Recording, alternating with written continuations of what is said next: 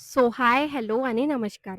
माहेरपणाला 2 दिवस होऊन गेले आणि ते 2 दिवस कसे निघाले ना, खरंच काही समजलं नाही. सो आजची मॉर्निंग इतकी छान झालेली होती, कारण फक्त या झाडांना बघून 2 दिवसापासून रोज सात्विक गायला बघतो आणि दिवसाची सुरुवात खूप छान होते. माझ्या फेसवरचा जो ग्लो बघताय ना, तो फक्त माहेरपणामुळे आलाय. तुम्हाला काय वाटते? नक्कीच कमेंट बॉक्समध्ये सांगा.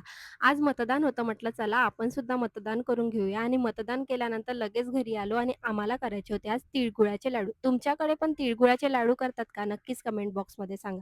छान तीळ, गूळ आणि शेंगदाणे मिक्स करून मस्त अशा प्रकारे लाडू केले आणि कसले लाडू झाले नक्कीच मी उद्याच्या ब्लॉगमध्ये सांगेन. सो उद्याचा ब्लॉग बघायला विसरू नका. संध्याकाळी छान आवरलं कारण आम्हाला हळदी-कुंकवाला जायचं होतं आणि तिथे गेल्यानंतर ना आईंनी इतकं छान उखाणं घेतलं ते ऐकायला आणि ते बघायला विसरू नका.